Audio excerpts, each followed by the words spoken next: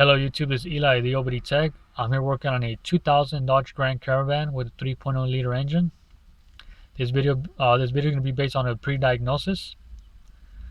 I'm going to show you the steps that I took to determine the problem. This vehicle came with one code. It's a P0463, fuel level sensor high, fuel level sensor input above acceptable maximum voltage. Basically means that the signal, it's either shorted high to battery voltage, or there's an open circuit on the signal wire. So so I'm going to show you guys some steps to determine if it's the sending unit or maybe a problem on the harness. All right, now the symptoms on this vehicle is that the fuel light, which is located down here, is that it stays constantly lit, or sometimes when the fuel gauge needle starts behaving erratic, the light starts blinking on and off. But once the gauge goes to empty, the light stays constantly lit. So as you can see, if I turn the key off and I turn key on, engine off, as you can see, there's no movement on the fuel gauge, and that fuel light stays constantly lit. It never turns. It basically, it doesn't turn off. So, but there is gas on the fuel tank. There's at least half tank. So, all right, guys. So the next step to this is to basically show you the steps that I took to determine that the problem it is the fuel sending unit, that's causing this problem. All right, guys. All right, guys. So the first step I did on this pre-diagnosis that I'm doing was to use my scan tool. I use the scan tool to see the fuel level percentage and the fuel level voltage. Currently, the vehicle is showing NA because the key is off. Normally, this system works under a 0 to 5 volt signal, voltage signal. 0 being the lowest and 5 volts being the highest.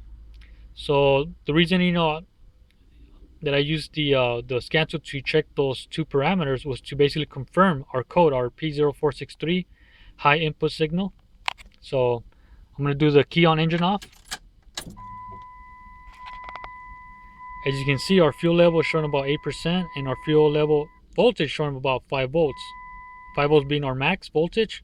So this basically does confirm, like I said, this is a high input signal code, P0463. So the next step I'll do is to show you guys the voltage checks at the connector. I'm going to show you the ground voltage and our signal voltage at the fuel pump connector. All right, guys. All right, guys. So this is with the vehicle running. As you can see, our fuel gauge is showing empty, and our fuel light is still constantly lit. The customer also, like I said earlier, that sometimes the fuel gauge needle behaves erratic. It starts going up and down, and our fuel light starts blinking on and off. But this is basically the symptom that the vehicle has. Shows an empty fuel gauge. So all right, so the next thing I'm going to do is go back under the car and show you guys the voltage check on the ground circuit and the signal check on the sending unit wire, but now with the loaded circuit, which is, like I said, with the vehicle on. All right, guys. So I'm here, beneath the car at the fuel tank. I'm currently back probing the ground wire, which is the black wire, which is the one all the way to the end of the connector. It's a thick black wire. I'm actually checking the ground voltage with the loaded circuit with the engine running. So our specs on a good ground should be less than 0.1 or less than 100 millivolts. Our ground voltage, in this case, we do have a little bit of a high ground. It's currently showing 0.20, 0.19, which is a little bit above 0.1, above the specs. it seems that this car does have, you know, some type of not a major ground issue, but a little bit above normal range, which is 0.1 or less. So that's probably going to be, you know, but it's not enough to cause this this problem that we have with the P0463. So next thing, I'm gonna back probe the signal wire, which is a blue wire, which is next to a green wire with the white stripe. And this blue wire is giving us approximately 12.85. This is basically battery voltage.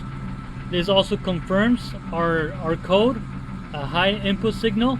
Remember that on our scan tool, our highest voltage was about 5 volts. On the scan tool, it seems that our highest reading will be 5 volts, but on the connector, it's actually be battery voltage. So this confirms a high input signal, which is basically a faulty fuel sending unit. But I will perform a what's it called, a jumper wire test, which will basically confirm that our signal wire does not have a problem from the connector to the BCM, which is the body control module. So that will be our next test, to use the scan tool and a jumper wire on the fuel pump connector, which I'm basically going to jump the ground wire to the signal wire on the fuel sending unit. Alright guys, so I'll set up and I'll show you. Alright guys, so this next test that I'm going to perform is called a continuity test, to basically determine if we have a shorts or opens on the signal wire. I'm using a jumper wire, you know, just a regular jumper wire. I'm jumping the ground wire to the signal wire on the connector, as you can see. So this is going to basically allow us to determine if there's shorts or opens. And remember that on our scan tool, with the key on engine off, our voltage reading was showing about 5 volts. So by performing this test, our 5 volts should drop to approximately 0 volts. If that happens, it means that our continuity from the connector all the way to the BCM, which is the body control module, if our scan tool shows about 0 volts, it means that our problem does not lie within our harness connector. So it means our culprit problem basically it is our fuel sending unit. So let me go back to the scan tool and show you guys this test. Alright guys, so with our jumper wire installed on the connector, jumping the ground wire to the signal wire on the fuel sending unit, our voltage readings that we had before, you know, where it showed 5 volts, that 5 volts should drop to approximately 0 volts. If that happens, it basically determines that our continuity from the connector to the BCM, which is the body control module, is basically in good shape. There's no opens or shorts. So right now my key is off. I'm going to turn the key on, engine off, and just watch our voltage, which will be this one here. So that voltage from 5 volts should drop to 0 volts. So here we go. So you can see our fuel level voltage is showing about 0 volts, which is in good indication that our signal wire is in good condition, good shape. So this basically concludes that our problem, it is the fuel sending unit. I'll show you more proof by actually connecting a good working fuel pump, which I have right here. This is a brand new fuel pump with the fuel sending unit already. So I will perform this test again, and I will show you that our fuel gauge will work as soon as I install the new fuel pump. Right now our gauge is showing empty. I'm gonna turn the key off. So, you know, so with the jumper wire connected, our fuel gauge should move, depending, you know, on the system, but our needle should at least go up and then drop back to empty. So here we go, guys. So you can see our needle did go a little bit up, and it dropped back to empty. So that's also a good indication. So I guess the next step, guys, I'm going to show you guys is actually with the good working fuel pump connected to the connector. I'm going to do this test without the fuel pump being installed in the fuel tank, I'm just going to connect the connector to the fuel pump and then basically show you guys this the steps that that I will perform. Alright guys. Alright guys, so this is with the new fuel pump connected to the connector on the harness. I'm going to show you guys with the scan tool. As I move the lever up and down, our voltage should increase and decrease. As I go up, our voltage should decrease, and as I come down, our voltage should increase. So, so I'm going to do that and show you the voltage on the scan tool. Currently, it's showing 4.12 volts. I'm going to push the lever up, so our voltage should decrease as I go up higher and higher. As you can see, our voltage currently is dropping slowly. So this is with the lever on the up position.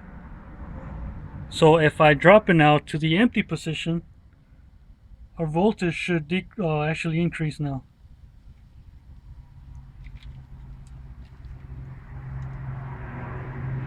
So this is with the lever on the down position, which is I consider an empty position. As you can see, it's back down.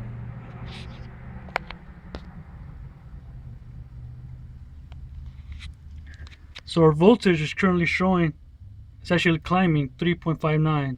So now, I'm going to go back to the vehicle and show you guys the fuel gauge and see that our fuel gauge actually did move now. Alright guys, so this is our fuel gauge right now. It's almost in the fuel position. So that means that our culprit problem was a fuel sending unit. Our light is gone so far because it's not showing empty anymore. So this basically were the steps I took to actually confirm that our fuel sending unit was a problem by doing a couple of voltage checks and doing a jumping wire test from the ground wire to the signal wire on the fuel sending unit. So this is basically my steps. Hopefully this video is useful. Alright, so this is Eli, the OBD Tech. Thanks for watching. Subscribe if you like. Well, this is the last thing that I forgot to mention is the fuel sending unit on the fuel pump. This is where the fuel sending unit tends to wear out. It's on the resistor part, which is right here, located on the fuel sending unit.